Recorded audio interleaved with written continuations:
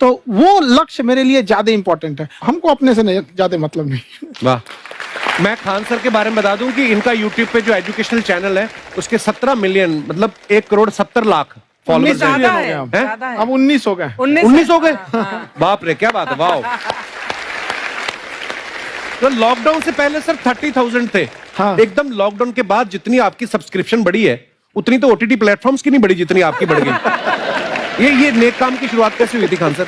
Lockdown से पहले हम लोग ना ऐसे फिजिकली क्लास में ज्यादा पढ़ाते थे। अच्छा जी। क्लास में भी बहुत भीड़ रहती थी, लड़के पढ़ नहीं पाते थे। मजबूरी हो गई लॉकडाउन के बाद यूट्यूब पर पढ़ाना, क्योंकि दूसरा कोई ऑप्शन ही नहीं था। और हमको भी नहीं समझ में आया कि लोगों ने क्यों इतना ज्यादा सब्सक्राइब करते गए, क्योंकि हम तो वैसे ही पढ़ा रहे थे जैसे पहले पढ़ाते थे वहां पे।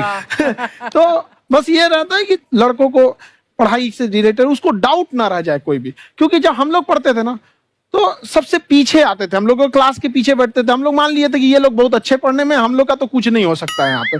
और घर वालों को भी लगता था तो जीव ले ला, कैसे भी काम चल जाएगा। बाद में हम लोग को पता चला ना कि टीचर की गड़बड़ी थी, हमारे ऊपर ब्लेम लगा दिया।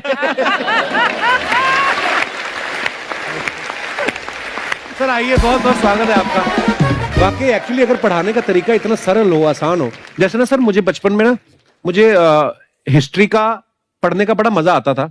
बड़ा होके पता चला कि मेरा हिस्ट्री में तो था इंटरेस्ट, पर मुझे कहानियां पढ़ना अच्छा लगता था जी। आज मुझे थोड़ा लिखने का भी शौक है, एक आध कुछ शायद फ्यूचर में चल के आप वो भी कुछ ऐसा देखें। तो मतलब मुझे शौक है लिखने का। अब जाके समझ में आया कि वो क्यों अच्छा लगता था, उसमें कहानी होती थी।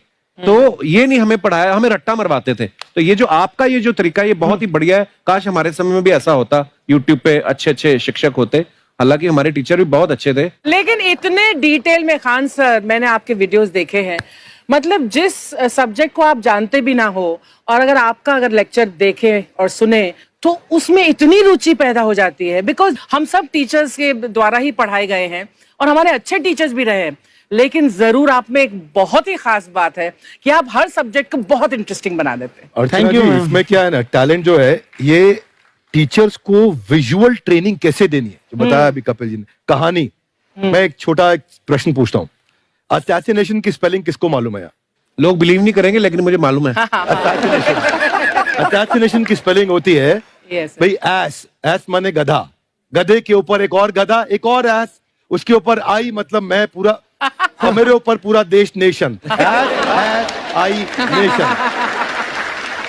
तो ASSASSI, मैं ये जितना विजुअल कर दें पढ़ाने को, जितना आसान कर दें। वो याद नहीं होता था रेडियो किसने बनाया, बोला रेडियो चल नहीं रहा, इसको मार थप्पड़ मार, कोनी मार, कोनी मार, कोनी मार, कोनी ने बनाया। याद हो गया, मार कोनी ने बनाया। जितना विजुअल कर दो।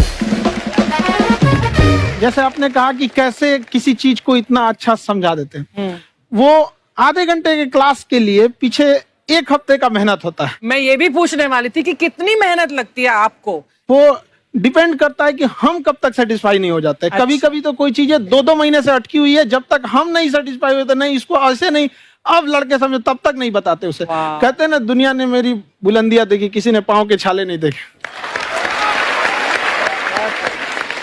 क्या है ना कि हम लोग अपने स्टूडेंट